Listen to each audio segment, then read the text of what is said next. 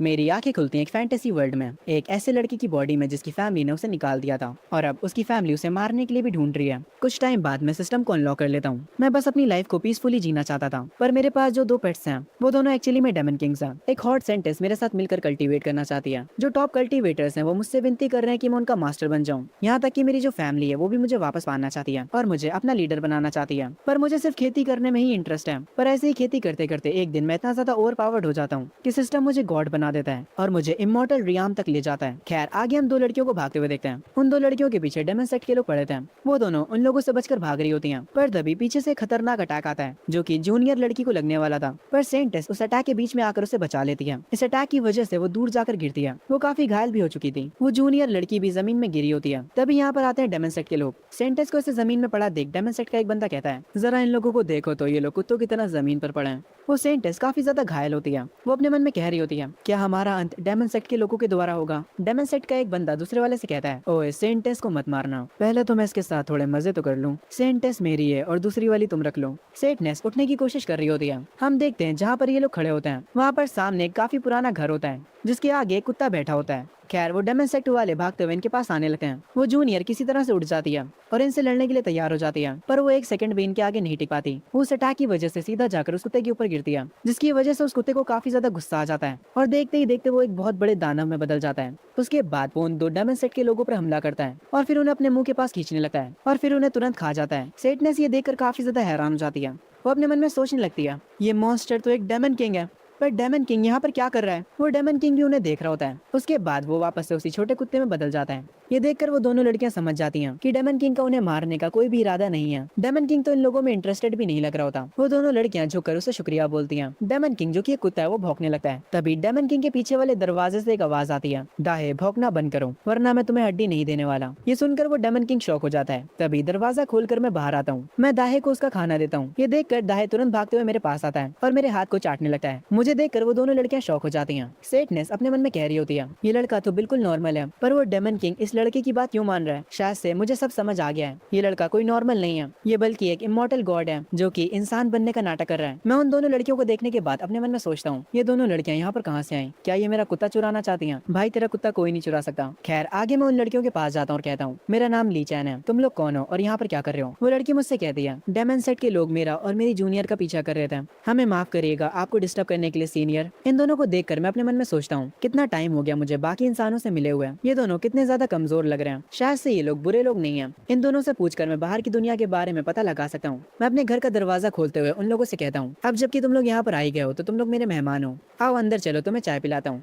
दाहे जो होता है वो उन दोनों पर भौंकने लगता है। मैं उसके कान पकड़कर कहता हूँ, ओए तुम भौंक क्यों रहे हो, चुप रहो, तुम मेहमानों पर भौंक नहीं सकते। दाहे ये सुनकर चुपचाप बैठ जाता है और रोने की हालत में आ जाता है। वो लड़कियां ये देखकर हैरान हो जाती हैं। उसके बाद वो लड़की मुझे अपना इंट्रोडक्शन देती है, हेलो सीनियर, मेरा नाम वावा है, मैं मून सेट की सेंटनेस हूँ। अगर आज आप हमें ना मिलते हैं तो शायद से मैं और मेरी जूनियर डेमन सेट के हाथों पकड़े जाते हैं। ये लड़कियां बार बार मुझे सीनियर बोल रही होती हैं। ये सुनकर मुझे गुस्सा आता है। आखिर तुम लोग सीनियर किसे कह रही हो? मेरी अभी इतनी ज्यादा उम्र नहीं हुई है, मेरे पास 6 पैक्स एब्स भी हैं, तुम लोग समझी। खैर, उसके बाद मैं उन दोनों को अंदर लेकर जाता हूँ और उसके बाद उन्हें चाय निकाल कर देता हूँ। जो जूनियर होती है वो जैसे इस चाय को पास से देखती है वो तुरंत समझ जाती है कि ये कोई आम चाय नहीं है। वो अपनी सीनियर से कहती है, सीनियर ये चाय नॉर्मल नहीं है। वावा भी इस चाय के अंदर से निकलने वाले मैजिक को सेंस करती है और वो दोनों जैसे ही इस चाय को पीते हैं वो तुरंत हील हो जाते हैं और उन्हें अपने अंदर अलग किस्म की पावर भी फील होती है। जूनियर ये देखकर कहती है, जो चाय अभी हमने पी है वो किसी ट्रेजर से कम नहीं थी, ऐसा ट्रेजर तो हमारे सेट के लीडर के पास भी नहीं है और सीनियर ली चान ने हमें ये ऐसे ही दे दिया। खैर, उसके बाद मैं उन दोनों के लिए कुछ खाने के लिए लेकर आता हूँ। मैं उसे टेबल पर रख देता हूँ। ये देखकर वावा मुझसे कहती है, आप कुछ ज्यादा ही अच्छे हैं सीनियर ली चैन, मुझे नहीं पता कि मैं आपका ये एहसान कैसे चुकाऊंगी। उसके बाद वो दोनों खाना शुरू करते हैं और ऐसे खाना खाते हैं जैसे कई दिनों से उन लोगों ने कुछ भी ना खाया हो। वो लोग कुछ ही देर में सब कुछ खत्म कर देते हैं। उन दोनों का पेट पूरा भर जाता है। ये देखकर मैं अपने मन में कहता हूँ, जो खाना मेरे लिए नॉर्मल है वो इन लड़कियों के लिए ट्रेजर है। पर ऐसा क्यों? मुझे लगता है ये दोनों काफी गरीब फैमिली से हैं। शायद से इन लोगों को ऐसा खाना कभी मिला ही नहीं है। मैं उन दोनों से कहता हूँ, अगर ये खाना तुम दोनों को इतना ही पसंद आया है तो अगर तुम लोग चाहो तो तुम लोग थोड़ा घर भी ले जा सकते हो। ये सुनकर वो दोनों खुश हो जाती हैं। वावा की आंखों से तो आंसू तक आ जाते हैं और वो कहती है, सीनियर ली आप सच में कितने ज्यादा अच्छे हैं। जूनियर की आंखों से भी आंसू बह रहे होते हैं और वो कहती है, सच में आप कितने अच्छे हैं। मैं उनसे कहता हूँ, क्या तुम लोग के लिए खाना इतना ज्यादा वैल्यूबल है? मेरे स्टोर हाउस में ये बहुत सारा पड़ा है, मेरे साथ आओ मैं तुम्हें दिखाता हूँ। उसके बाद मैं उन दोनों को अपने स्टोर हाउस ले जाता हूँ जहाँ पर काफी सारी सब्जियाँ और अनाज होता है। मेरे स्टोर हाउस को देखकर वो दोनों लड़कियां हैरान हो जाती हैं। तभी मेरा दूसरा पेट बाहर आता है जो कि मजे से उस अनाज को खा रहा होता है। मैं उसे पकड़कर उठाता हूँ और उससे कहता हूँ, तुम छोटे चूहे, मैंने तुमसे कहा था कि तुम स्टोर हाउस की देखभाल करो, पर तुम यहाँ पर फिर से अनाज को खाने लगे। अब मैं तुम्हें 2 दिनों तक खाना नहीं देने वाला। जाओ और बाहर जाकर तुम भी दाहे के साथ बैठो। वाह वाह। एमसी के उस पेट को काफी गौर से देखती है और वो तुरंत समझ जाती है कि ये छोटा दिखने वाला चूहा और कोई नहीं बल्कि एक डेमन किंग है। वो उस चूहे को देखते हुए अपने मन में कहती है, ये चूहा भी एक डेमन किंग है और ये इस स्टोर हाउस की रखवाली करता है। क्या सीनियर ली चांद सच में एक इमॉर्टल गॉड है? खैर, मैं उन लड़कियों से कहता हूँ, मुझे माफ करना, आज मेरे पेट अच्छा बर्ताव नहीं कर रहे हैं। ये कहने के बाद मैं अपने उस चूहे को बाहर फेंक देता हूँ। उसके बाद मैं उन दोनों से कहता हूँ, मेरे पास बहुत सारा अनाज है, तुम्हें जो चाहिए वो ले जाओ। जूनियर ये सुनकर कहती है,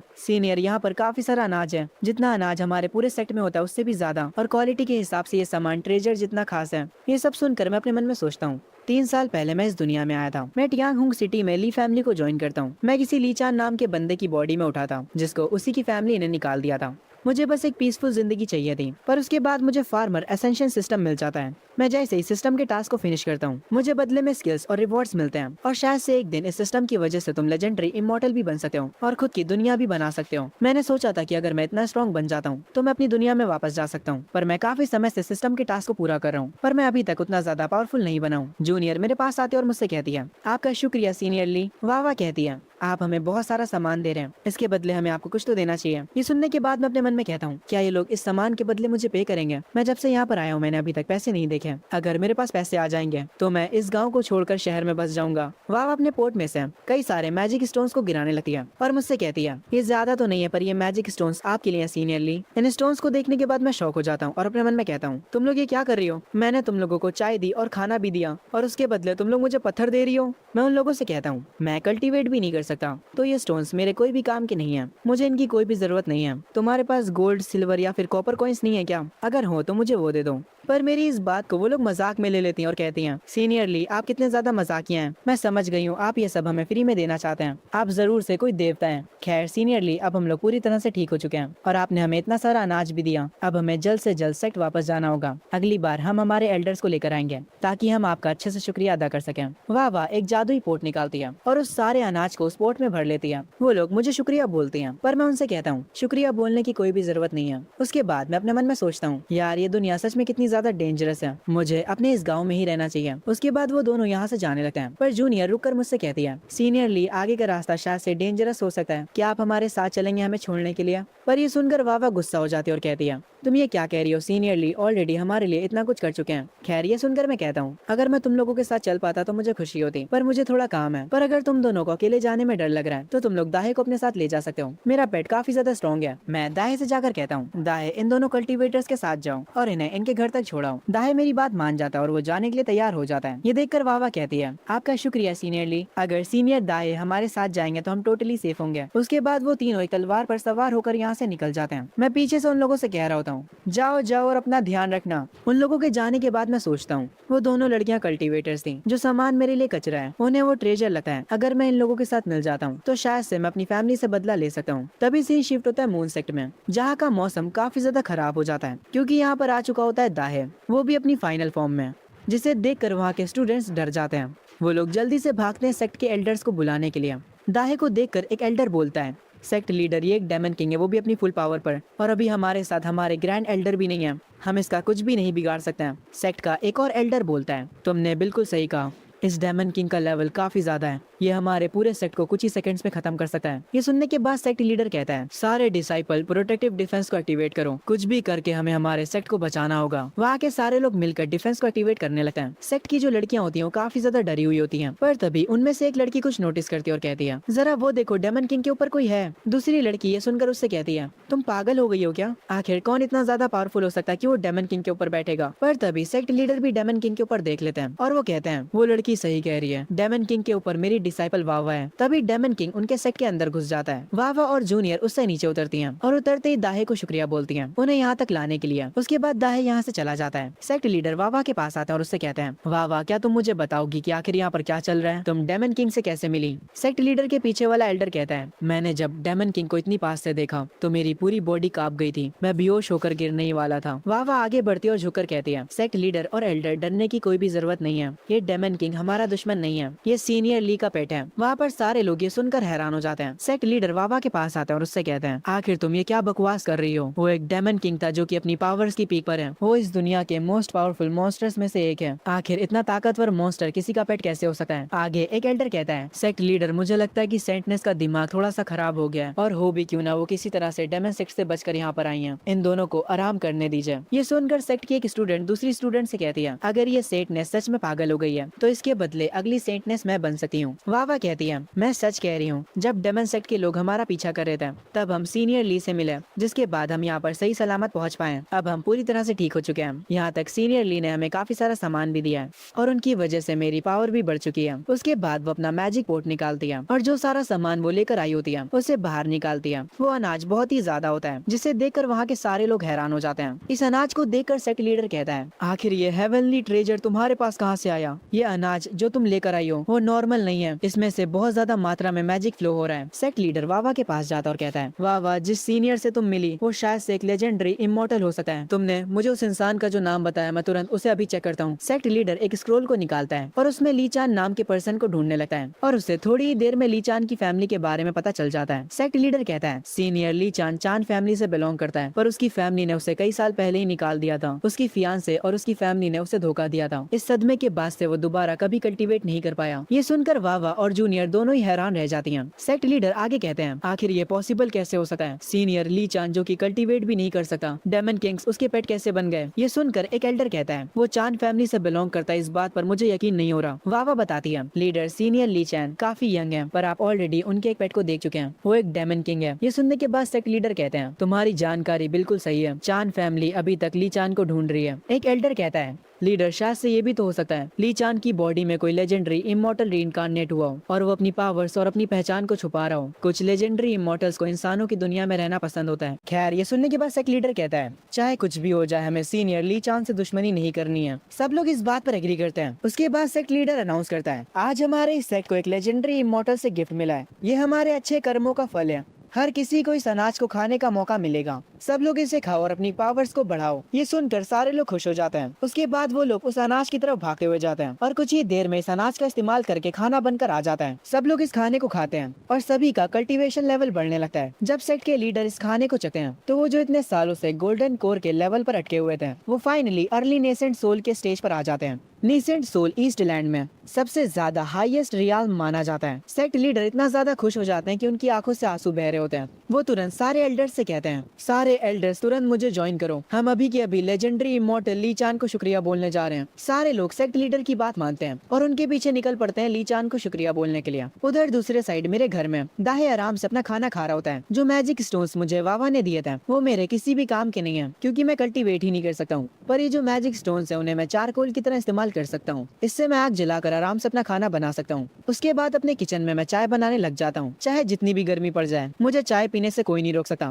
मैं अपनी चाय को बनाता हूँ और आराम से बैठकर उसे मजे से पीता हूँ। तभी बाहर बैठा दाहे कुछ लोगों को यहाँ पर आते हुए सेंस करता है। वो तुरंत उड़ जाता है। आगे कुछ लोग मेरा गेट तोड़ते हैं और मेरे घर के अंदर घुस जाते हैं। मेरा भी ध्यान इन लोगों पर चला जाता है। तुम लोग कौन हो और यहाँ पर क्या कर रहे हो? तुम्हें पता है ना किसी और के घर में घुसना इलीगल होता है। तुम लोगों के पास तमीज नहीं है क्या? मैं अपने मन में सोचने लग जाता हूँ, आज पता नहीं सबको क्या हो गया है। ऐसे तो जल्दी कोई यहाँ पर आता नहीं था, पर आज एक के बाद एक टूरिस्ट मेरे घर आया जा रहा है। पर तभी जो लोग यहाँ पर आए हैं उनमें से एक पर्सन को मैं पहचान जाता हूँ। मुझे कुछ पुराने फ्लैशबैक्स आते हैं। इस बॉडी के ओरिजिनल ओनर की मेमोरीज के। उसकी फियांसे उसके सूप में मेडिसिन मिलाती है और उस मेडिसिन को मुझे पिला देती है और उसी के बाद से मेरी कल्टीवेशन करने की पावर चली जाती है। मुझे मेरी फैमिली से निकाल दिया जाता है और जिस पर्सन ने ये सब कराया था वो और कोई नहीं बल्कि मेरा बड़ा भाई होता है। उसने ही मेरी फियांसे के साथ मिलकर ये प्लान बनाया था। उसने मेरी फियांसे से वादा किया था अगर वो सेक्ट का लीडर बन जाता है तो हमारा सेक्ट उसके सेक्ट को सपोर्ट करेगा। उनके लिए मुझे सिर्फ फैमिली से निकालना ही काफी नहीं था। वो लोग कुछ लोगों को भी भेजते हैं मुझे मारने के लिए, जिसकी वजह से मैं एक पहाड़ से नीचे कूद जाता हूँ और इसी तरह से हुई थी इस बॉडी के ओरिजिनल ओनर की डेथ। मैं तुरंत कहता हूँ, तुम तो लीलोंग हो। लॉन्ग मुझे देखकर कहता है, अरे मेरे छोटे भाई, तुम मुझे भूल गए। हमें बिछड़े हुए सिर्फ कुछ ही साल हुए हैं। मैंने तुम्हें बड़ी मुश्किल से ढूंढा है। चलो अब मैं देखता हूँ कि तुम बचकर कहाँ भागोगे।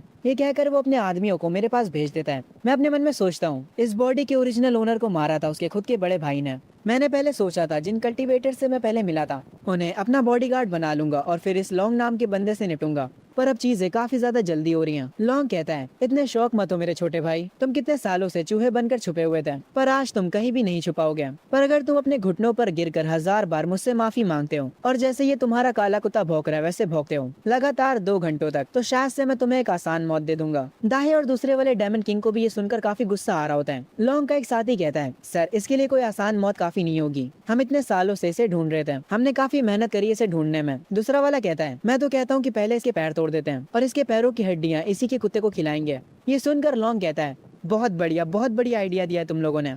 ली चान, क्या तुम अपने पैर खुद से तोड़ना चाहोगे या फिर तुम चाहते हो कि तुम्हारा बड़ा भाई तुम्हारे पैरों को तोड़े? ये सुनकर मुझे गुस्सा आता है और मैं कहता हूँ, तुम्हें क्या लगता है कि तुम लोग मुझे हरा दोगे? ये सुनने के बाद लॉन्ग कहता है, तुम्हारे जैसा कोई अब हमें धमकी दे रहा है? मेरी बात सुनो मेरे प्यारे भाई, आज मैं तुम्हें नहीं छोड़ने वाला। तुम्हारी औकात हमारे सामने सुअर और कुत्तों जैसी है, और तुम्हारी हिम्मत कैसे हुई कि तुम फैमिली के हेड बनने के लिए मेरे से फाइट करोगे? आज जाकर मैं तुमसे अपना सारा कंपटीशन खत्म कर दूंगा। तभी लॉन्ग के एक साथी की नजर पड़ती है उन मैजिक स्टोन्स पे जो कि मेरे बैकयार्ड में पड़े थे। उन्हें देखकर वो लोग हैरान हो जाते हैं क्योंकि वो टॉप लेवल के मैजिक स्टोन्स थे। उन्हें देखकर वो लोग कह रहे होते हैं, अगर हम इन्हें बेचेंगे तो हम लोग अमीर हो जाएंगे। लॉन्ग का ध्यान भी उन स्टोन्स की तरफ जाता है, वो भी काफी खुश हो जाता है। वो उन स्टोन्स के पास जाता है और कहता है, मुझे यकीन नहीं हो रहा कि तुम्हारे जैसे कचरे के पास भी इतने सारे मैजिक स्टोन्स हैं, पर क्योंकि अब मैं तुम्हें मारने वाला हूँ तो ये सारे मेरे हो जाएंगे। और जैसे ही मैं इन मैजिक स्टोन्स को कंज्यूम करूंगा, मेरा कल्टीवेशन गोल्डन कोर के स्टेज पर पहुंच जाएगा। फिक्र मत करो, मैं तुम्हारी ग्रेव पर किसी को जरूर भेजूंगा तुम्हें ये बताने के लिए। ये सुनने के बाद मेरे सारे पेट्स को गुस्सा आ जाता है। मुझे भी ये सुनकर काफी गुस्सा आता है और मैं कहता हूँ, मैं इतनी देर से शांत हूँ पर तुम चुप होने का नाम ही नहीं ले रहे हो। पर अब तुम्हारा कुछ ज्यादा ही हो रहा है। अब मैं तुम्हें बताता हूँ कि मैं क्या कर सकता हूँ। ये सुनने के बाद लॉन्ग हंसने लगता और कहता है, तुमने क्या कहा? तुम मुझे हराओगे और तुम मुझे सबक सिखाओगे? मजाक मत करो यार, मैं तुम्हारे ये मैजिक स्टोन्स भी ले लूंगा और तुम्हें भी खत्म कर दूंगा। उसके बाद लॉन्ग अपने साथियों से कहता है, तुम दोनों जाओ और जाकर इसके पैर तोड़ दो, फिर देखते हैं कैसे अपना मुंह चलाता है। लॉन्ग के ऑर्डर्स के तुरंत बाद वो दोनों मेरी तरफ बढ़ने लगते अपने वेपन्स के साथ। मैं दाहे से कहता हूँ, दाहे डोर को ब्लॉक कर दो, इनमें से कोई भी यहाँ से बच के नहीं जाना चाहिए। दाहे तुरंत अपनी फाइनल फॉर्म में आने लगता है और उसके तुरंत बाद अपना छोटा चूहा भी अपनी ट्रू फॉर्म में आ जाता है। वो दोनों डेमन किंग्स अपनी फाइनल फॉर्म में बहुत ही ज्यादा खतरनाक लग रहे होते हैं। उन्हें देखने के बाद लॉन्ग के साथ जो लोग आए थे वो अपनी जगह से हिल भी नहीं पाते। उनकी बहुत बुरी फट चुकी होती है, यहाँ तक कि लॉन्ग की भी। वो कहता है, डेमन किंग्स तुम्हें प्रोटेक्ट कर रहे हैं, आखिर तुम्हारे पास ऐसा क्या है? सिस्टम है भाई, सिस्टम। खैर लॉन्ग उस टाइम को याद करता है कि वो कैसे मेरी बॉडी के ओरिजिनल ओनर को बुली किया करता था, पर अब ये चीज उसे भी समझ आ चुकी है कि अब वो मुझे और बुली नहीं कर सकता। उन डेमन किंग्स को अपने सामने खड़ा देख वो लोग अपनी जगह पर फ्रीज हो जाते हैं। मैं दाहे के ऊपर खड़ा हो जाता हूँ और लॉन्ग से कहता हूँ, तुमने कहा था कि तुम मेरा पैर तोड़ने वाले हो, तो अब तुम्हें क्या हुआ? आओ तोड़ो मेरा पैर। तभी मुझे अचानक से सिस्टम बताता है, सिस्टम ने डिटेक्ट करा है एनिमीज आपके सामने हैं, क्योंकि होस्ट की लाइफ स्किल्स सारी मैक्स आउट हो चुकी हैं, इसीलिए गॉड किंग स्काई पंच को अनलॉक किया जा रहा है। जैसे ही आप इसे एक्टिवेट करेंगे आप सारे एनिमीज को क्रश कर सकते हैं। 3 मिनट के लिए आप इनविंसिबल बन जाएंगे और इस स्किल को कूल डाउन होने में 24 घंटे लगते हैं। सिस्टम के इस मैसेज को देखकर मैं काफी ज्यादा खुश हो जाता हूँ, मेरी आंखों से आंसू तक निकलने लगते हैं। 3 सालों बाद फाइनली मुझे एक कॉम्बैट स्किल मिली है। क्योंकि मैं कल्टीवेट नहीं कर पाता था इसीलिए मैं कहीं नहीं जाता था, पर अब से मुझे यहाँ पर छुप के रहने की कोई जरूरत नहीं है। अब से मुझे अपने पेट्स की मदद की जरूरत नहीं है, मैं खुद से इन लोगों से निपट सकता हूँ। मैं हंसने लगता हूँ और उसके तुरंत बाद अपनी पावर्स को एक्टिवेट करता हूँ। लॉन्ग ये देखकर कहता है, तुम मुझसे फाइट करने में डेमन किंग्स की मदद नहीं ले रहे हो, तुम अब पक्का हारने वाले हो। क्या तुम मुझसे 1v1 करना चाहते हो? पर ये बात याद रखना कि मैं तुम्हारा पैर तोड़ दूंगा। मैं अपने दोनों पेट से कहता हूँ, दाहे और छोटे चूहे दोनों मेरे पीछे आ जाओ, मैं इस बंदे से खुद निपट लूंगा। ये सुनने के तुरंत बाद मेरे दोनों पेट्स अपनी नॉर्मल फॉर्म में आ जाते हैं। दाहे कह रहा होता है, मैं मेरे मास्टर के साथ तब से हूँ जब मैं एक आम कुत्ता हुआ करता था और अब मैं एक ग्रेट डेमन किंग बन चुका हूँ। मैंने आज तक मास्टर को फाइट करते हुए नहीं देखा। फाइनली अब मुझे मेरे मास्टर की पावर्स देखने का मौका मिलेगा। मैं लॉन्ग से कहता हूँ, अब तो तुम लोग खुश हो ना? मैं तुम सबसे अकेले फाइट करने वाला हूँ, तुम में से पहले कौन मुझसे लड़ना चाहेगा? अब सामने भी आ जाओ। ये सुनने के बाद लॉन्ग कहता है, ये बुड़बक कुछ ज्यादा ही बोल रहा है, अगर ये डेमन किंग्स की हेल्प नहीं लेता है तो ये कुछ भी नहीं है। चलो हम सब मिलकर इस पर अटैक करते हैं। पहले तो लॉन्ग के दोनों साथी आगे जाते हैं पहला अटैक करने के लिए। उसके बाद लॉन्ग अपनी एक स्किल ब्लेजिंग स्काई फीस्ट का इस्तेमाल करता है, पर इससे पहले कि वो लोग मेरे पास आए मैं अपनी skill god king battle fist को एक्टिवेट करता हूँ और ये करते ही मेरे पीछे एक बहुत ही बड़ी स्प्रिट समन हो जाती है। वो स्प्रिट एक पंच बनाती है और वो पंच लॉन्ग को मारती है। लॉन्ग काफी ज्यादा दूर जाकर गिरता है। दाहे इस पावर को देखकर कहता है, मेरे मास्टर तो एशियन पावर का यूज कर रहे हैं, मेरे मास्टर सच में काफी ज्यादा पावरफुल हैं। मेरे जैसा एक डेमन किंग उनके लिए एक चींटी के बराबर है। छोटा माउस कहता है, मास्टर इतने पावरफुल हैं और अच्छे भी, इसीलिए तो हम उनके पेट हैं। खैर तभी ली चान के घर की ओर मून सेट के लोग आ रहे होते हैं, पर वो दूर से ही ली चान की पावर को महसूस कर लेते हैं। वो लोग वहीं पर रुक जाते हैं। सेट लीडर जब उस बड़ी सी स्प्रिट को हवा में देखता है तो वो हैरान हो जाता है, और सिर्फ वही नहीं बल्कि सेट के सारे लोग हैरान रह जाते हैं। वो तुरंत अपने हाथ जोड़ लेते हैं। वो लोग अपने घुटनों पर बैठकर अपना सर झुका लेते हैं। सेट लीडर कहता है, ये पक्का एक लेजेंडरी इमॉर्टल है, और इनके घर के पास से मुझे डेमन किंग्स का भी ऑरा महसूस हो रहा है। सेट का एक एल्डर कहता है, सीनियर ली चान तो सच में एक इमॉर्टल निकले। सेट लीडर, मुझे लगता है कि हम सबको अपने घर लौट जाना चाहिए। उस घर के पास से मुझे जो ऑरा महसूस हो रहा है वो काफी ज्यादा डरावना है। ये सुनने के बाद वावा कहती है, कोई भी डरो मत, डेमन किंग्स असल में सीनियर ली चान के पेट्स हैं, वो हमें कुछ नहीं करेंगे, और ये जो पावरफुल एनर्जी हम सबको महसूस हो रही है वो जरूर से सीनियर ली चान की होगी। ये कहकर वावा ली चान के घर की तरफ जाने लगती है। पीछे से सेक्ट लीडर कहता है, अब जबकि हम यहाँ पर आ ही गए हैं तो हमें कम से कम मिस्टर ली चान का शुक्रिया तो अदा ही करना चाहिए। सारे लोग मेरे साथ आओ। सीन शिफ्ट होता है। लॉन्ग जमीन पर पड़ा होता है, उसके मुंह से खून आ रहा होता है। वो अपने मन में सोच रहा होता है, ये ली चान इतना ज्यादा ताकतवर कब से हो गया, इसने मेरी कल्टीवेशन को डिस्ट्रॉय कर दिया। मैं लॉन्ग के पास जा रहा होता हूँ, तब लॉन्ग मुझसे कहता है, ली चान मैं तुम्हारा बड़ा भाई हूँ, तुम में थोड़ा तो भाईचारा बचा होगा, बस इस बार मुझे जाने दो। ये सुनने के बाद मैं कहता हूँ, तुमने क्या कहा मैं तुम्हें जाने दूं? लाडले, आज तो भगवान भी तुम्हें मुझसे नहीं बचा पाएंगे। पर तभी यहाँ पर वावा मून सेट को लेकर आ जाती है। दाए उन्हें देख लेता है, पर वो वावा को पहचान जाता है, इसीलिए वो उन्हें कुछ नहीं कहता। जो लॉन्ग होता है उसकी तुरंत नजर पड़ती है मून सेट के लीडर पर। वो किसी तरह से उनके पास जाता है और उनसे कहता है, मैं ली लॉन्ग हूँ, मैं ली फैमिली का डायरेक्ट डिसेंडेंट हूँ। आपका सेट और मेरा सेट काफी क्लोज है, हम सब एक फैमिली की तरह हैं। वो देखिए ली चान, वो जो वहाँ पर खड़ा है, उसने ही मेरी ऐसी हालत करी है। सेक्ट लीडर मेरी मदद करी है। सेक्ट लीडर को इसकी बातें घंटा नहीं समझ आ रही होती हैं, पर ये बंदा फिर भी आगे कहता है,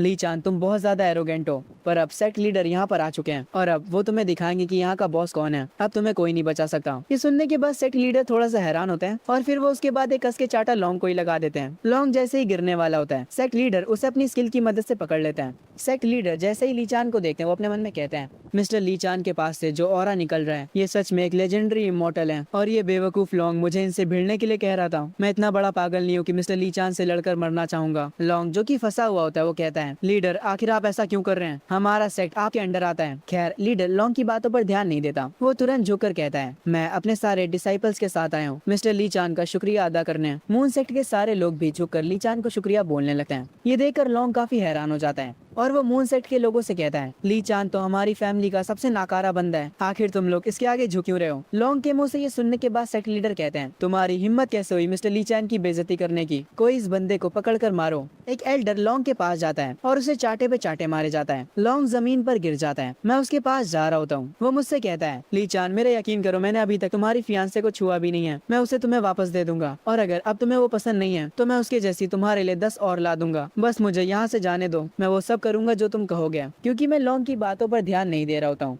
इसीलिए लॉन्ग आगे कहता है, असल में तुम्हें मारने का प्लान तुम्हारी फियांसे ने बनाया था, असली मास्टरमाइंड वही है, मैं तो तुम्हें हर्ट भी नहीं करना चाहता था। मैं लॉन्ग को अपनी जिंदगी की भीख मांगते हुए देखकर अपने मन में कहता हूँ, इसी ने मेरी बॉडी के ओरिजिनल ओनर को मार दिया था, और उसके बाद मैं उसकी बॉडी में आ गया। फाइनली मैंने ओरिजिनल ओनर का रिवेंज ले लिया है। मैं लॉन्ग से कहता हूँ, अब तुम नहीं बचने वाले मेरे भाई। ये सुनने के बाद लॉन्ग कहता है, अगर मुझे मरना ही है तो मैं तुझे साथ लेकर मरूंगा। लॉन्ग अपनी तलवार को उठाता है और उसे मेरी गर्दन के पास ले आता है। ये देखकर वावा को गुस्सा आ जाता है। वो कहती है, तुम्हारी हिम्मत कैसे हुई मिस्टर ली चान को चोट पहुंचाने की? तुमने खुद से मौत को चुना है। उसके बाद वावा अपनी पावर्स का यूज करती है और एक फूल में लॉन्ग को बंद कर देती है, और जैसे ही वो फूल गायब होता है वैसे ही लॉन्ग भी गायब हो जाता है। मतलब उसका खेल खत्म हो जाता है। उसके पास से उसका सोल स्टोन गिरता है, जो कि अपने आप से उड़कर लॉन्ग के सेट की ओर निकल जाता है। खैर वावा की इस स्किल को देखने के बाद मैं अपने मन में सोचता हूँ, ये लड़की तो सच में काफी ज्यादा पावरफुल है। मेरे पास जो skill god kings battle fist है वो सच में कमाल की है, पर मैं उसे दिन में सिर्फ एक बार ही यूज कर सकता हूँ। अगर ये वावा नाम की लड़की मेरे साथ रहती है तो मुझे किसी से भी डरने की कोई जरूरत नहीं है। वावा अपने मन में सोच रही होती है, अब तो चान फैमिली गई, उन्हें सीनियर ली चान से पंगे नहीं लेने चाहिए थे, पर सीनियर ली चान सच में लड़ाई करते हुए कितने कूल लग रहे थे। आगे थोड़ी देर बाद में और सेक्ट लीडर बैठकर बात करते हैं। सेक्ट लीडर मुझसे कहते हैं,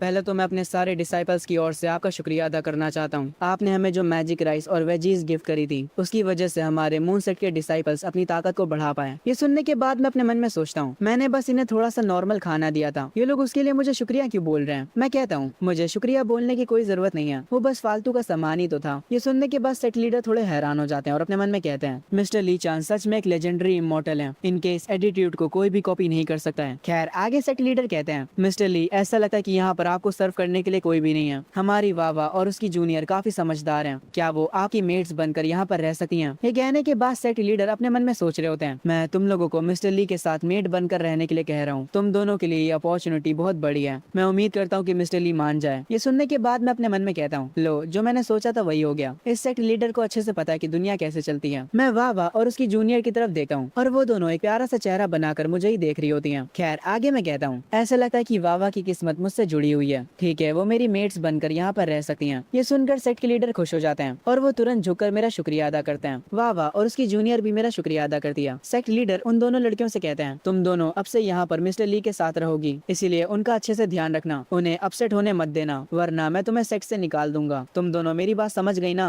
वावा और उसकी जूनियर कहती है, हम समझ गए लीडर। मैं अपने मन में कहता हूँ, मैं इतनी प्यारी प्यारी लड़कियों को ना तो नहीं बोल सकता और आगे चलकर मैं इनसे काम भी करवाऊंगा, जैसे मेरी मुर्गियों को दाना देना। आगे सेट के लीडर मुझसे कहते हैं, मिस्टर ली आपने हमारे सेट के साथ काफी अच्छा व्यवहार करा है। हमारे मून सेट के पास ज्यादा कुछ तो नहीं है, पर हमारे पास काफी सारे मैजिक स्टोन्स हैं। मैं हमारे सबसे बेहतर मैजिक स्टोन्स लेकर आया हूँ, प्लीज मिस्टर ली इन्हें एक्सेप्ट कर लीजिए। इसे देखकर मैं अपने सर पर हाथ रख लेता हूँ और अपने मन में कहता हूँ, ये मैजिक स्टोन्स मेरे लिए यूजलेस हैं, मैं कल्टीवेट नहीं कर सकता हूँ। पर तभी मेरे सिस्टम पर नोटिफिकेशन आती है, होस्ट सिस्टम ने टॉप लेवल के मैजिक स्टोन्स को डिटेक्ट करा है। सिस्टम को अपग्रेड करने के लिए इतने मैजिक स्टोन्स काफी हैं। क्या आप सिस्टम को अपग्रेड करना चाहेंगे? ये देखने के बाद मैं अपने मन में सोचता हूँ, मैजिक स्टोन्स तो मेरे पास पहले भी थोड़े पड़े थे, पर तब मुझे सिस्टम का कोई मैसेज नहीं आया। ऐसा लगता है कि ये स्टोन्स कुछ खास तरह के हैं। चलो सिस्टम को अपग्रेड करते हैं। मैं सेट लीडर के उस गिफ्ट को एक्सेप्ट कर लेता हूँ। उसके बाद मैं अपना एक हाथ उठाता हूँ और उन सारे मैजिक स्टोन्स को एब्जॉर्ब करने लग जाता हूँ और कुछ ही सेकंड्स में उन सारे स्टोन्स को एब्जॉर्ब कर लेता हूँ। सिस्टम तुरंत मुझे बताता है, सिस्टम अपग्रेडिंग प्रोसेस शुरू हो चुका है, क्योंकि मैंने इन स्टोन्स को काफी जल्दी एब्जॉर्ब कर लिया। ये देखकर सेट लीडर हैरान हो जाते हैं और वो अपने मन में कहते हैं, यहाँ तक कि नेसेंट सोल पिक लेवल पर भी कोई भी मैजिक स्टोन्स को इतनी जल्दी एब्जॉर्ब नहीं कर पाता। मुझे लगता है कि शायद से मिस्टर ली इतनी सारी एनर्जी को इतनी जल्दी एब्जॉर्ब कर सकते हैं। सच में वावा और उसकी जूनियर को यहाँ पर मेड्स बनाकर छोड़ना सबसे अच्छा फैसला है। हमारे मून सेट ने जैकपॉट हिट कर लिया है। सेट का एल्डर भी ये सब देख रहा होता है और वो अपने मन में कहता है, अब मुझे समझ आ रहा है कि लीडर सेटनेस को यहाँ पर मेड बनाकर क्यों छोड़ रहे हैं। मिस्टर ली सच में मॉर्टल वर्ल्ड में एक ट्रू इमॉर्टल है। जो वावा की जूनियर होती है वो अपने मन में सोच रही होती है, अगर मैं मिस्टर ली के अंडर सर्व करती हूँ तो मैं शायद से यान ईगल की बिग बॉस बन सकती हूँ। तभी से शिफ्ट होता है लॉन्ग के सेट पर। एक बंदा भागते भागते सेट लीडर के पास जा रहा होता है। वो तुरंत उन्हें बताता है, लीडर अभी अभी यंग मास्टर लॉन्ग का सोल टोकन टूट चुका है। ये सुनने के बाद ली फैमिली के सेट लीडर काफी हैरान हो जाते हैं। वो कहते हैं, तुमने क्या कहा? वो लॉन्ग के उस टूटे हुए सोल टोकन को अपने हाथ में पकड़ते हैं और उसकी मदद से लॉन्ग की लास्ट मेमोरीज को देखते हैं। उन्हें पता चलता है कि लॉन्ग को किसने मारा और कैसे मारा। वो ली चान को देखते ही पहचान जाते हैं। एक एल्डर कहता है, ये तो हमारी फैमिली का ली चान है। सेक्ट लीडर ये सुनने के बाद कहता है, मेरा ये ऑर्डर 2 फैमिलीज के एल्डर्स तक पहुंचाओ। उनसे कहो कि वो लोग जाकर उस ली चान को पकड़ कर लेकर आए ताकि हम उसे उसकी पनिशमेंट दे सके। दूसरी तरफ ली चान अपनी कुर्सी पर बैठा आराम कर रहा होता है। वावा की जूनियर उसके लिए पंखा झल रही होती है और दूसरी तरफ वावा उसके लिए चाय बनाकर लेकर आती है और उसे कप में निकाल के भी देती है। ऐसी लाइफ एक्सपीरियंस करने के बाद मैं अपने मन में कहता हूँ, मेरी लाइफ काफी मजेदार है। पर तभी मैं महसूस करता हूँ कुछ लोगों को मेरे घर की तरफ आते हुए। दाहे भी इस चीज को नोटिस करता है और वो तुरंत उड़ जाता है। वो लोग जो यहाँ पर आते हैं वो लोग गेट को तोड़ देते हैं। असल में ये दोनों चांद फैमिली के एल्डर्स होते हैं। एक एल्डर कहता है, ली चांद तुमने हमारे यंग मास्टर को मार दिया, अब हम तुम्हें उसकी सजा देंगे। मैं जो कि अपनी आंखें बंद करके लेटा होता हूँ। इनकी आवाज सुनकर समझ जाता हूँ कि ये कौन सी फैमिली से आए हैं। मुझे खड़ा होने की जरूरत भी नहीं पड़ती। वावा तुरंत मेरे लिए खड़ी होती है और कहती है, तुम्हारी हिम्मत कैसे हुई हमारे मास्टर को डिस्टर्ब करने की। वो दोनों एल्डर्स वावा के पास आने लगते हैं। वावा अपनी एक स्किल को एक्टिवेट कर लेती है और उस स्किल को देखने के बाद दूसरा एल्डर समझ जाता है, तुम तो गोल्डन कोर के लास्ट स्टेज पर हो। वावा ये सुनकर अपने मन में कह रही होती है, मिस्टर ली के साथ रहते रहते मैं ऑलमोस्ट नेसेंट सोल के लेवल पर पहुंचने वाली हूँ। वावा को देखने के बाद एक एल्डर कहता है, ये लड़की गोल्डन कोर के स्टेज पर है, हम दोनों मिलकर भी इसे नहीं हरा पाएंगे। दूसरा वाला एल्डर वावा से कहता है, देखो हमें ली फैमिली ने भेजा है तो तुम इसमें मत पड़ो। ये सुनने के बाद वावा कहती है, ओ तो तुम ली फैमिली से हो, तुम लोग मेरे मास्टर को बार बार परेशान करने क्यों आते हो? वो एल्डर कहता है, हम भी अपने मास्टर के ऑर्डर्स मानते हैं, हम यहाँ पर ली चान को पकड़ने के लिए आए हैं। अब जबकि तुम्हें पता चल गया कि मैं ली फैमिली से हूँ, इसीलिए मेरे सामने से हट जाओ। ये सुनने के बाद वावा अपने मन में सोचती है, ली फैमिली शांत नहीं बैठने वाली, मैं इन्हें हमें परेशान करने नहीं दे सकती। वावा उन लोगों से कहती है, मैं मून सेट की सेटनेस हूँ और मिस्टर ली हमारे हॉनरेड गेस्ट हैं, तुम लोगों को यहाँ से चले जाना चाहिए। ये सुनने के बाद एक एल्डर कहता है, अगर तुम एक सेटनेस हो तो तुम्हें तो हमारी मदद करनी चाहिए ली चान को पकड़ने में। दूसरा एल्डर कहता है, हाँ इसने बिल्कुल सही कहा, मून सेट को तो हमें बचाना चाहिए और हमारी मदद करनी चाहिए। सेटनेस थोड़ी देर बाद ही समझ जाती है ये लोग बातों से नहीं मानने वाले। वो उनसे कहती है, दिया, क्या तुम लोग सच में यहाँ से नहीं जाने वाले? एक एल्डर कहता है, नहीं, अगर मून सेट के लीडर भी आकर हमें रोकेंगे तब भी हम नहीं रुकने वाले। ये सुनने के बाद वावा समझ जाती है ये लोग बातों से नहीं मानने वाले, तो इन्हें लाते तो मारनी ही पड़ेंगी। वो अपनी एक स्किल को एक्टिवेट करती है और उन पर अटैक करती है। वो दोनों इस स्किल के इम्पैक्ट से दूर जा गिरते हैं और उनके मुंह से खून तक आ जाता है। एक एल्डर कहता है, ये लड़की बहुत ज्यादा पावरफुल है, हम इस टाइम पर ली चान को अपने साथ नहीं ले जा सकते।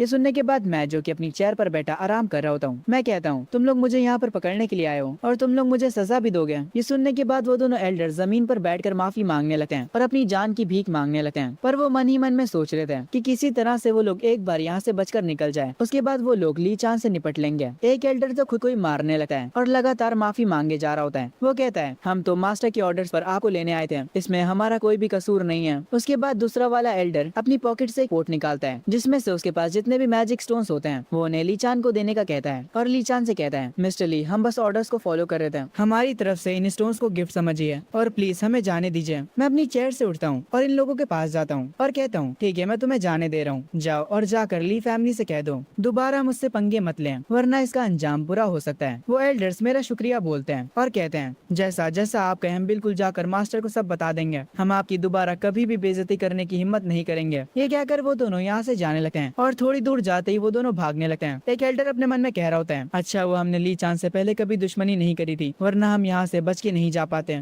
वावा मेरे पास आती है और कहती है, मिस्टर ली सच में बहुत ज्यादा काइंड हार्टेड है, अगर आपकी जगह मैं होती तो मैं तो इन लोगों को कभी भी जाने नहीं देती। ये सुनने के बाद मैं अपने मन में कहता हूँ, मैं और काइंड हार्टेड, मैंने सिर्फ उन्हें इसलिए जाने दिया ताकि मैं ली फैमिली को अपनी पावर दिखा सकूं कि आगे वो लोग मुझे परेशान ना कर सकें। आगे सीन शिफ्ट होता है ली फैमिली के ऊपर। जो वहाँ का लीडर होता है वो दोनों एल्डर्स को खाली हाथ वापस आया देख काफी गुस्सा हो जाता है। वो उनसे कहता है, तो तुम लोग मुझसे कह रहे हो कि मून सेट की जो सेटनेस है वो ली चैन की मेड है? ऐसा बिल्कुल भी नहीं हो सकता, ली चैन के पास कोई भी टैलेंट नहीं है, तो मून सेट उसे इतना स्पेशल ट्रीटमेंट कैसे दे सकता है? एक एल्डर एक मैजिक स्टोन को हाथ में पकड़े होता और कहता है, मास्टर ये तब की रिकॉर्डिंग है जब हम ली चैन को लेने गए थे, हम लोग उस रिकॉर्डिंग में वही सारे सीन देखते हैं जो कि वहाँ पर हुए थे। ये देखने के बाद जो लीडर होते हैं वो अपनी कुर्सी पर बैठ जाते हैं और कहते हैं, हमें ली चैन को पहले ही खत्म कर देना चाहिए था, अभी ये हमारे लिए मुसीबत बन चुका है। तभी ली फैमिली के सेक्ट में कोई बहुत ही पावरफुल पर्सन एंट्री मारता है, वो भी आसमान से। हम एक हॉल के अंदर एक पर्सन को देखते हैं जिनके बाल सफेद हो चुके होते हैं। सेक्ट का लीडर तुरंत उनके पास भागते हुए आता है, आपका स्वागत है ग्रैंड एल्डर। ये पर्सन इनका ग्रैंड एल्डर है जो कि कहता है, मेरी कल्टीवेशन जर्नी खत्म हो चुकी है, मैं नेसेंट सोल के पीक लेवल तक पहुंच चुका हूँ, मैं यहाँ पर अपने बेटे लॉन्ग को देखने के लिए आया हूँ। सॉरी अंकल, आपके लॉन्ग को एमसी ने अपनी चाय में डाल के पी लिया, अब क्या ही कर सकते हैं। पर जो ली फैमिली का लीडर होता है वो इस बात को पलटने की कोशिश करता है और कहता है, कांग्रेचुलेशन एल्डर, नेसेंट सोल के पीक लेवल तक जाने के लिए अब आप इस कंट्री में सबसे ज्यादा पावरफुल हैं। पर एल्डर भी इसकी बात पर ध्यान नहीं देता और कहता है, मेरा बेटा लॉन्ग कहाँ पर है? मुझे यहाँ पर आए इतना टाइम हो गया और वो अभी तक मुझसे मिलने नहीं आया। ये सुनने के बाद सेक्ट लीडर कहता है, आपका मतलब आपका बेटा लॉन्ग? सेक्ट लीडर की आंखों से आंसू भी आ जाते हैं। ये देखकर एल्डर कहता है, क्या हुआ है लॉन्ग को? लीडर कहता है, लॉन्ग मर चुका है। ये सुनकर एल्डर इतना ज्यादा गुस्सा हो जाता है कि वो अपनी पूरी पावर को यहीं पर रिलीज कर देता है, जिससे लीडर को भी थोड़ा डैमेज पहुंचता है। एल्डर गुस्से में कहता है, आखिर ये किसने करा? लीडर उन्हें सब बता देता है, पर एल्डर को यकीन नहीं होता और वो कहते हैं, आखिर ली चान ये सब कैसे कर सकता है? उसके पास तो पावर्स भी नहीं है। पर फिर एल्डर भी लॉन्ग के सोल स्टोन से उसकी यादें देखते हैं और उन्हें लीडर की बात पर यकीन हो जाता है। वो कहते हैं, ली चैन तेरी हिम्मत कैसे हुई मेरे बेटे को मारने की? उनकी पूरी बॉडी से भारी मात्रा में एनर्जी निकल रही होती है। वो कहते हैं, मैं उस लूजर को छोड़ूंगा नहीं, मैं उसे खत्म कर दूंगा। एल्डर की पावर पूरे के पूरे सेक्ट में ओवरफ्लो कर रही होती है। ये सुनने के बाद लीडर कहता है, अब तो ली चैन को कोई भी नहीं बचा सका, मास्टर नेसेंट सोल के पीक लेवल पर है। तभी दूसरी तरफ हम ली चैन के पोइट्री फार्म को देखते हैं जहाँ पर मुर्गियाँ दाना खा रही होती हैं। ली चैन वावा और उसकी जूनियर के साथ यहाँ पर आया होता है उन्हें उनका काम समझाने के लिए।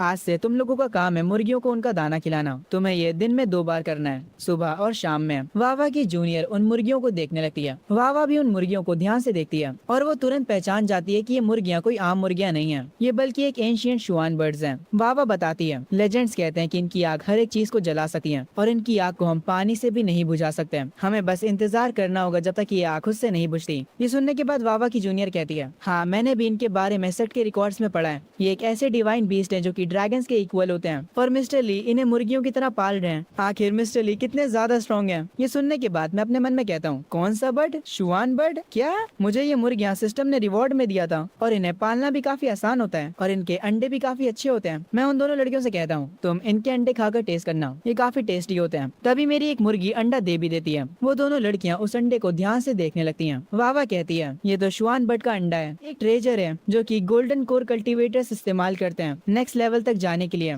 और मिस्टर ली ने हर रोज नाश्ते में खाते हैं। क्या लेजेंडरी इमोर्टल्स हर दिन ऐसा ही करते हैं? मैं उन मुर्गियों के अंडों को कलेक्ट करने लगता हूँ। मैं वहाँ से 2 अंडों को उठाता हूँ और उन 2 अंडों को उन लड़कियों को दे देता हूँ। मैं उनसे कहता हूँ, इन्हें खाओ और ये तुम्हारी हेल्थ को और अच्छा कर देंगे।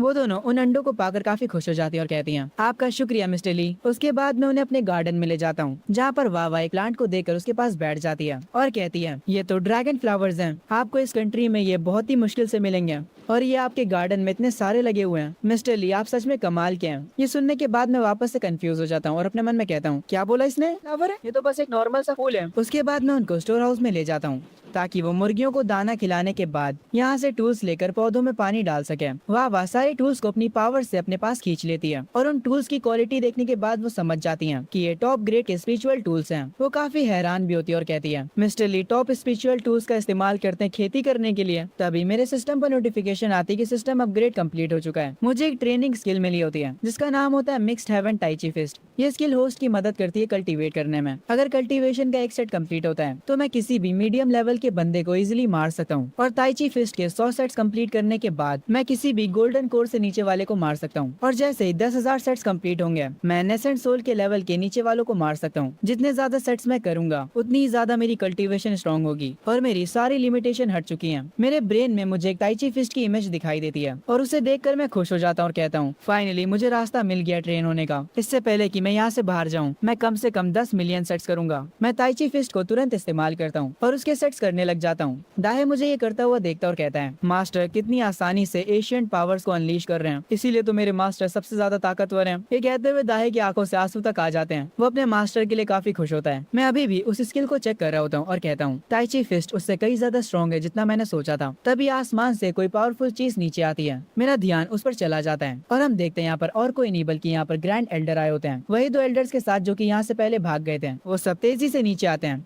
उनकी पावर्स को वावा और उसकी जूनियर भी सेंस कर लेते हैं। वो एल्डर जिसको मैंने पहले छोड़ दिया था और उसे जाने दिया था, वो अब गुस्से में कह रहा होता है, ली चैन तुम बाहर क्यों नहीं आ रहे? दाहे भी उन लोगों की पावर को महसूस करता है और वो भी तुरंत उनकी तरफ जाने लगता है। वावा और उसकी जूनियर उसी औरा का पीछा करते हुए आ रही होती हैं। जो ग्रैंड एल्डर होते हैं वो आगे बढ़ते हुए कहते हैं, ये लोग मेरे आगे बस कीड़े मकोड़े हैं। मैं अपने घर से बाहर निकलता हूँ एक स्माइल के साथ और कहता हूँ, ये बुढ़ा यहाँ पर क्या करने आया है? वो तीनों एल्डर मेरी तरफ आ रहे होते हैं। वावा और उसकी जूनियर भी यहाँ पर आ जाती है। मैं भी उन एल्डर्स की तरफ बढ़ता हूँ। ग्रैंड एल्डर कहता है, तो तुम हो ली चैन? मैं उनसे पूछता हूँ, हाँ वो मेरा ही नाम है, पर तुम कौन हो? वो एल्डर कहता है, मैं मून सेट का ग्रैंड एल्डर हूँ, मेरा नाम जियानान है और तुमने जिसे मारा लॉन्ग वो मेरा बेटा था। ये सुनने के बाद मैं अपने मन में सोचता हूँ, लॉन्ग के डैड ग्रैंड एल्डर हैं पर इनके तो बाल सफेद हैं। ये डैड कंबल की ग्रैंड पर ज्यादा लग रहे हैं। एक एल्डर आगे आता और कहता है, ली चैन अपने घुटनों पर बैठ जाओ और हमसे माफी मांगो, तब जाकर शायद से ग्रैंड एल्डर तुम पर रहम कर दे। दूसरा वाला एल्डर कहता है, हाँ उसने बिल्कुल सही कहा, आज तुम्हें कोई भी नहीं बचा सकता, हमारे सामने अभी सरेंडर कर दो। उन दोनों के मुंह से ये सुनने के बाद मैं मुस्कुराता हुआ कहता हूँ, अभी 2 दिन पहले तो तुम लोग मुझसे अपनी जान की भीख मांग रहे थे और आज तुम लोगों में इतना एटीट्यूड आ गया। ये सुनने के बाद उनमें से एक एल्डर कहता है, हम बस टाइम बचा रहे थे, तुम्हें क्या लगा हम तुमसे डर गए थे? ये बस हमारी चाल थी यहाँ से भागने की। ये सुनने के बाद मैं कहता हूँ, मुझे तुम लोगों पर रहम नहीं करना चाहिए था। ये सुनने के बाद वो एल्डर कहता है, ली चैन तुम मरने वाले हो पर तुम अभी भी इतने एरोगेंट हो। वावा और उसकी जूनियर ग्रैंड एल्डर को ग्रीट करती हैं। ग्रैंड एल्डर वावा को पहचान जाते हैं। वो उससे पूछते हैं, तुम यहाँ पर क्या कर रही हो? वावा उन्हें बताती है, सेक्ट लीडर ने मुझे ऑर्डर दिया मिस्टर ली की हेल्प करने का। मिस्टर ली हमारे बेनिफैक्टर हैं। ग्रैंड एल्डर शायद से आपको कुछ मिसअंडरस्टैंडिंग हुई है। ये सुनने के बाद ग्रैंड एल्डर कहता है, तुम कह रही हो कि मुझे मिसअंडरस्टैंडिंग हुई है? ली चैन ने मेरे अडॉप्टेड बेटे लॉन्ग को मार दिया है। मैं आज यहाँ पर सिर्फ बदला लेने के लिए आया हूँ। ये सुनने के बाद वावा कहती है, ग्रैंड एल्डर असल में लॉन्ग को मैंने मारा था, प्लीज आप शांत हो जाइए, मैं आपको सब सच बताती हूँ। पर ग्रैंड एल्डर को लग रहा होता है कि वावा झूठ बोल रही है और ली चैन को बचाने के लिए ये सब कह रही है। वो वावा से कहते हैं, भले ही तुम सेटनेस क्यों ना हो, अगर तुम इस मैटर में पड़ती हो तो तुम्हें इसका अंजाम भुगतना होगा। वावा अभी भी ग्रैंड एल्डर को समझाने की कोशिश कर रही होती है पर जूनियर उसे आकर रोक देती है और कहती है, अब कोई भी फायदा नहीं है, सबसे पहले हमें सेक्ट लीडर को इन्फॉर्म करना चाहिए। खैर ये रिवेंज वाली बात सुनकर मैं कहता हूँ, तुम्हारे पास कोई स्किल्स है नहीं, बस तुम लोगों से बातें करवा लो। मैं सच में देखना चाहता हूँ कि मेरा तुम लोग क्या बिगाड़ सकते हो। वावा कहती है, ग्रैंड एल्डर आप मिस्टर ली को नहीं हरा सकते हैं। उसके बाद वो अपने पोर्ट को अपनी तलवार में बदल देती है और वो ली चान के लिए ग्रैंड एल्डर से भिड़ने के लिए भी तैयार हो जाती है। वावा को ऐसा करते देख ग्रैंड एल्डर को काफी ज्यादा गुस्सा आ जाता है। वो अपनी पावर को अनलीश करने लगता है। हमें हमें उनके पीछे काफी बड़ा हाथ दिखाई देता है और उसके बाद वो कोई इनविजिबल अटैक करते हैं, जिसके तुरंत बाद हमारी वावा घायल हो जाती है और वो जमीन पर गिर जाती है। जूनियर ये देखकर हैरान रह जाती है। जो बाकी के एल्डर्स यहाँ पर होते हैं वो कह रहे होते हैं ग्रैंड एल्डर को यहाँ पर कोई भी हरा नहीं सका, वावा को अपनी औकात में रहना चाहिए था। दूसरा एल्डर कहता है अब जबकि हमारे साथ ग्रैंड एल्डर है, हमें पक्का हमारा रिवेंज मिल जाएगा। जूनियर जो होती है वो जल्दी से सेक्ट लीडर को कांटेक्ट करने की कोशिश करने लगती है और वो सेक्ट लीडर को एक मैसेज भेज भी देती है। ग्रैंड एल्डर अपनी पावर को अनलीश करते हैं और कहते हैं मरने के लिए तैयार हो जाओ मिस्टर ली चैन। एक एल्डर हंसते हुए आगे आता है और कहता है तैयार हो जाओ, हम तुम्हें नहीं छोड़ने वाले।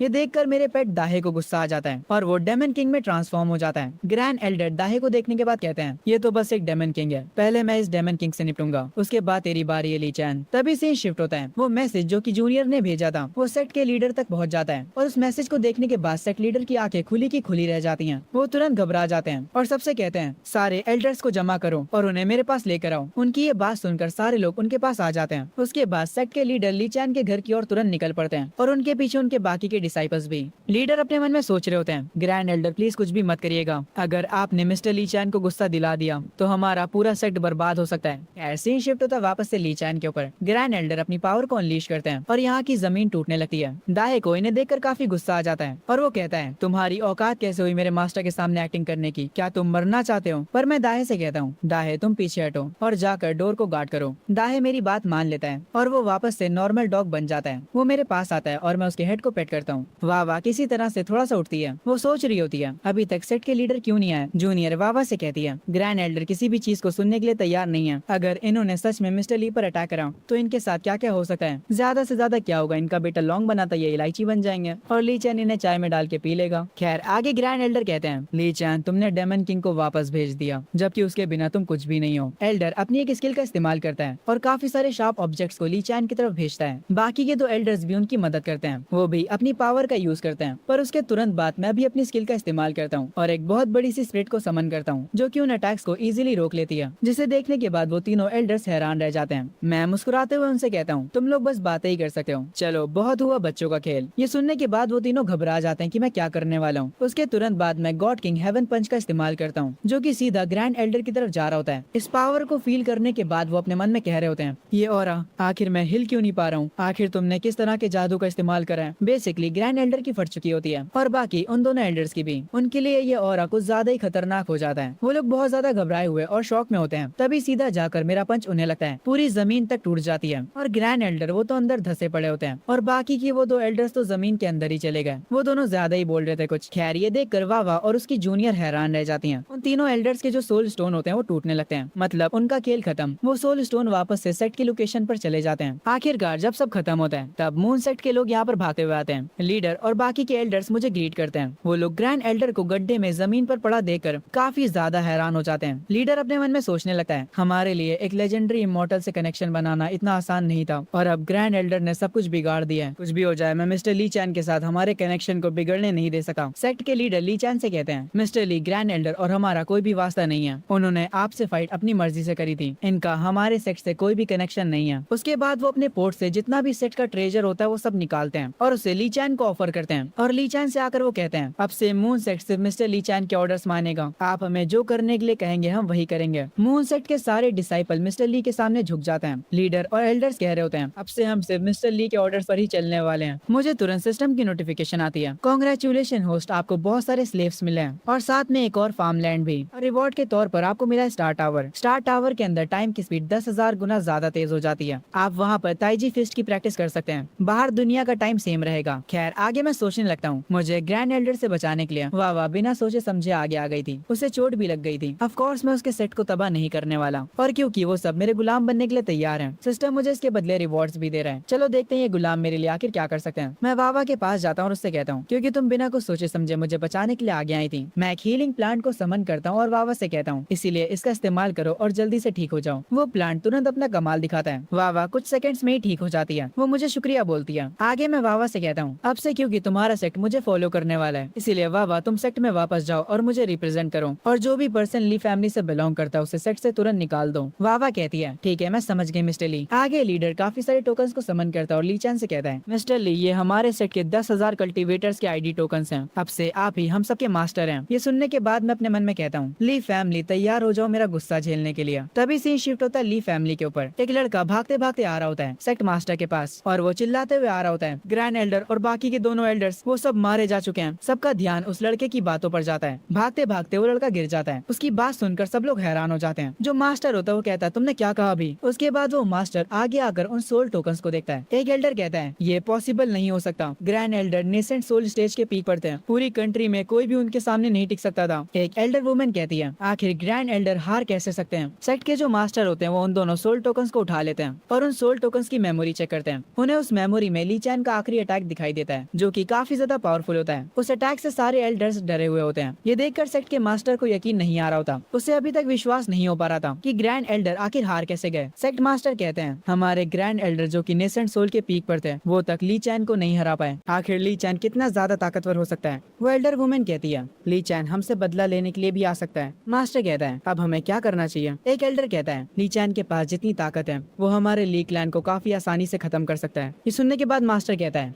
मैं ही वो था जिसने ली चैन को सेक्ट से निकाला था। मैंने सोचा था कि वो सरवाइव नहीं कर पाएगा पर वो सिर्फ जिंदा ही नहीं रहा बल्कि वो बहुत ज्यादा ताकतवर भी बन चुका है। ये सुनने के बाद एक एल्डर कहता है मास्टर क्या आप वही सोच रहे हैं। मास्टर कहता है हाँ मैं ली चैन को हमारे सेक्ट में वापस बुलाने का सोच रहा हूँ। उसे हमारे सेक्ट का यंग मास्टर बना देंगे। उसके बाद हम उसे लीडर की पोजीशन भी दे देंगे। अगर ली चैन हमारे साथ होगा तो हम इस पूरे वर्ल्ड में सबसे ज्यादा स्ट्रॉन्ग होंगे।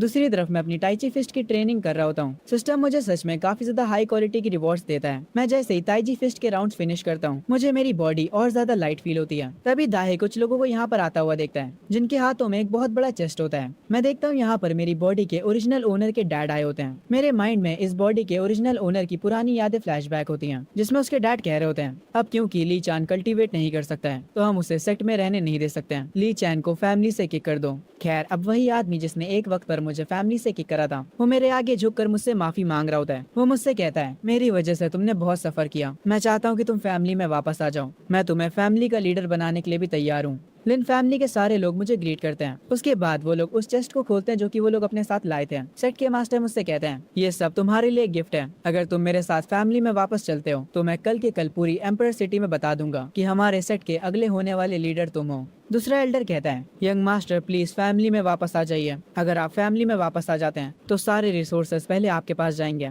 इनकी ये बातें सुनने के बाद मैं अपने मन में कहता हूँ ये वही लोग हैं जिन लोगों ने मुझे फैमिली से निकाल दिया था और मुझे मरने के लिए छोड़ दिया था। और अब जब इन्हें पता चल गया कि मैं कितना स्ट्रांग हूँ ये मुझे अपनी फैमिली में वापस लाना चाहते हैं। मैं इन लोगों से कहता हूँ मेरे आगे झुककर कुत्तों जैसे माफी मांगो तब मैं शायद से तुम्हें माफ करने के बारे में सोच सकता हूँ। ये सुनने के बाद वो सब लोग घुटनों पर बैठकर कुत्तों की तरह भौंकने लगते हैं और मुझसे माफी मांगने लगते हैं। क्लैन के मास्टर कहते हैं क्या तुम्हें अब अच्छा लगा। तुम्हें फैमिली से निकालना मेरी गलती थी। मैं दोबारा से कुत्तों जैसा भौंक सकता हूँ अगर तुम कहो तो। दोबारा तो छोड़ो मैं 100 बार भौंकने के लिए तैयार हूँ। ये सुनने के बाद मैं कहता हूँ अगर तुम 1000 बार भी भौंकते हो तब भी कोई फायदा नहीं होने वाला। तुम लोगों के पास सिर्फ 3 सेकंड्स हैं। यहाँ से भाग जाओ वरना मैं तुम्हारी हालत लॉन्ग और ग्रैंड एल्डर जैसी कर दूंगा। दाहे भी आकर उन लोगों पर भौंकने लगता है। मजबूरन क्लैन के लीडर को मेरी बात माननी पड़ती है और वो लोग यहाँ से जाने लगते हैं। वो लोग सारा सामान भी अपने साथ वापस ले जाते हैं। जो क्लैन का लीडर होता है वो जाते वक्त अपने मन में सोच रहा होता है ली चैन तुमने मेरी बात नहीं मानी तो अब आगे पछताना मत। उसके बाद सीन शिफ्ट होता है लिन फैमिली के सेक्ट पर जहाँ पर सेक्ट के लीडर ने लिन चैन की फियांसे को बुलाया होता है। उसी फियांसे को जिसने उसे धोखा दिया था। लिन चैन की फियांसे पूछती है कि आपने मुझे क्यों बुलाया। सेक्ट लीडर कहते हैं लिन चैन अभी भी जिंदा है यहाँ तक कि उसने लॉन्ग को भी मार दिया है। लिन चैन की फियांसे ये सुनकर हैरान हो जाती है। वो कहती है ऐसा हो ही नहीं सकता। लॉन्ग ने लिन चैन को पानी में खुद से फेंका था और अब वो जिंदा कैसे हो सकता है। आगे सेक्ट लीडर कहते हैं यहाँ तक कि ग्रैंड एल्डर भी लिन चैन के सामने नहीं टिक पाए और उसके हाथों मारे गए। ये सुनकर लिन चैन की फियांसे और भी ज्यादा शॉक हो जाती है। उसे अब डर लगने लगता है कि कहीं अब लिन चैन उससे बदला लेने के लिए ना आ जाए क्योंकि उसकी फियांसे ही वही थी जिसने उसके खाने में मेडिसिन मिलाई थी और उसी की वजह से वो दोबारा कभी कल्टीवेट नहीं कर पाया। ली चैन की फियांसे काफी ज्यादा डर जाती है। इस सेक्ट का लीडर कहता है उसने लॉन्ग को तो मार दिया है अगली बारी जरूर से तुम्हारी है।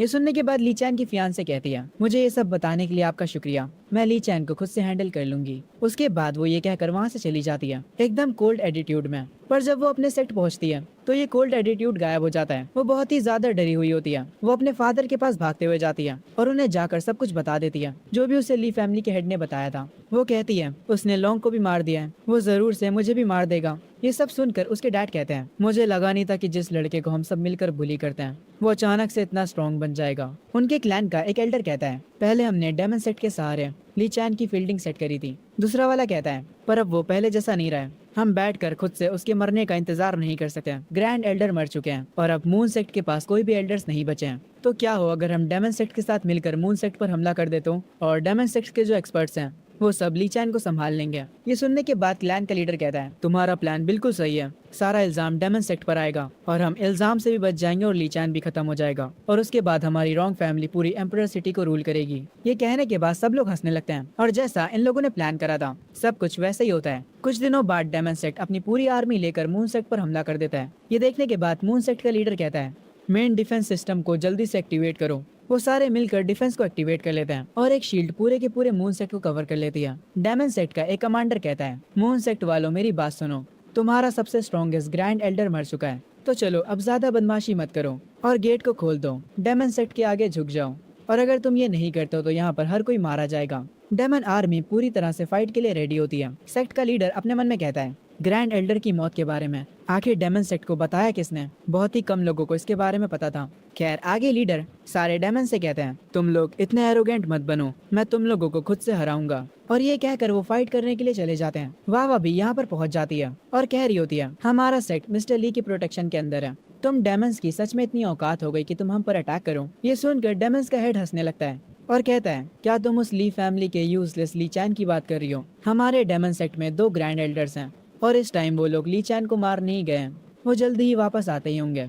तभी सीन शिफ्ट होता है उन्हीं 2 ग्रैंड एल्डर्स पर जो कि ली चैन को मारने आए हैं। ली चैन अपने ताइची फिस्ट की प्रैक्टिस कर रहा होता है और उसके बाद बैठकर चाय पीता है। दाहे और छोटा चूहा आपस में खेल रहे होते हैं। ली चैन कहता है, स्टार टावर की मदद से मैं मिलियंस ऑफ टाइम प्रैक्टिस कर चुका हूँ। सिस्टम के अकॉर्डिंग 10,000 राउंड्स के बाद मैं किसी भी नेसेंट सोल के लेवल वाले को मार सकता हूँ और अब क्योंकि मैं मिलियंस ऑफ राउंड्स प्रैक्टिस कर चुका हूँ तो मैं नेसेंट सोल के लेवल के ऊपर वाले बंदे को भी मार सकता हूँ, वो भी इजीली। और अब क्योंकि मेरे पास टाइची फिस्ट है तो मैं ग्रैंड एल्डर जैसे लोगों से इजीली भिड़ सकता हूँ बिना अपने मेन पंच डिवाइन किंग स्काई फिस्ट का इस्तेमाल करें। तभी यहाँ पर वही 2 डेमन सेट के ग्रैंड एल्डर्स आते हैं। उन्हें देखकर दाहे उन पर भौंकता है। डेमन सेट का एक ग्रैंड एल्डर कहता है, ये बच्चा तो यहाँ पर काफी अच्छी जिंदगी जी रहा है, देखो तो इसे जरा, ये यहाँ पर बैठा चाय पी रहा है। दूसरा वाला ग्रैंड एल्डर कहता है, मून सेक्ट का ग्रैंड एल्डर इस बच्चे के हाथों मारा गया, मुझे तो इस बच्चे के पास से स्पिरिचुअल एनर्जी तक महसूस नहीं हो रही। बूढ़ा वाला ग्रैंड एल्डर कहता है, ली चैन तुम एक बार तो मरने से बच गए थे पर इस बार मैं तुम्हें नरक दिखाऊंगा। ये सुनने के बाद मैं कहता हूँ, आखिर ये बेवकूफ लोग कह क्या रहे हैं? मेरी बॉडी के ओरिजिनल ओनर के मरने की वजह ये लोग भी थे? क्या ये लोग भी उस चीज में इन्वॉल्व थे? छोड़ो, मुझे क्या, चलो मैं अपनी नई पावर इन दोनों पर टेस्ट करता हूँ। मैंने ताइजी फीस्ट को मिलियंस ऑफ टाइम प्रैक्टिस करा है। दाहे और छोटा चूहा भी लड़ने के लिए तैयार हो जाते हैं। उनके पास से निकलती हुई स्पिरिचुअल एनर्जी को देखकर वो बूढ़ा ग्रैंड एल्डर कहता है, नेसेंट सोल के लेवल के डेमन किंग्स, पर मेरे लेवल के आगे ये लोग बस मामूली कीड़े मकोड़े हैं। जैसे मैं ली चैन को मारूंगा उसके बाद मैं तुम दोनों को अपना पेट बना लूंगा। दूसरा वाला एक अटैक करते हुए कहता है, मैं पहले देखता हूँ कि ये बंदा कितना स्ट्रॉन्ग है। वो ली चैन पर एक स्कल से अटैक करता है पर ली चैन के लिए ये बस एक मामूली अटैक होता है, तो अपने टाइची फिस्ट का इस्तेमाल करता है और एक ही अटैक में उस स्कल को तोड़ देता है और जिस बंदे ने वो अटैक करा था उसको भी खत्म कर देता है। ये देखकर वो बूढ़ा वाला ग्रैंड एल्डर डर जाता है और वो कहता है, ये ऑरा तो डिवाइन ट्रांसफॉर्मेशन का पावर हाउस है। मैं अपनी पावर के सर्कल में खड़ा होता हूँ और अपने मन में सोचता हूँ, सिस्टम मेरी इस नई पावर को हैंडल भी नहीं कर सकता। मैंने स्टार टावर और ताइजी फिस्ट को कंबाइन कर लिया है। ये करके मैं सच में बहुत ही ज्यादा स्ट्रॉन्ग हो चुका हूँ। ली चैन की पावर देखने के बाद वो बूढ़ा एल्डर अपने घुटनों पर बैठ जाता है और ली चैन से माफी मांगने लगता है। ली चैन उससे पूछता है, आखिर कुछ सालों पहले डेमन सेक्ट ने रोक फैमिली के साथ मिलकर मुझे मारने की कोशिश क्यों करी थी? वो बूढ़ा एल्डर कहता है, हम बस सेंट्रल लैंड से एक बहुत ही पावरफुल आदमी के ऑर्डर्स को फॉलो कर रहे थे, मुझे सच में ज्यादा डिटेल्स नहीं पता। ये सुनने के बाद मैं अपने मन में कहता हूँ, आखिर सेंट्रल लैंड मुझे मारने की कोशिश क्यों कर रहा था? मुझे लगता है कि इस बॉडी का असली ओनर कोई सीक्रेट छुपा रहा था। खैर ली चैन अब पहले जैसा अच्छा तो नहीं है। वो अपने घर में वापस जाने लगता है पर जाते जाते वो उस बूढ़े आदमी को भी खत्म कर देता है। ये देखकर उसके दोनों पेट्स इंप्रेस हो जाते हैं। मैं सोच रहा होता हूँ, मैंने सुना है सेंट्रल लैंड में सारे पावरफुल कल्टीवेटर्स रहते हैं, वहाँ जाने से पहले मुझे काफी अच्छे से प्रैक्टिस कर लेनी चाहिए, कम से कम 100 मिलियन टाइम।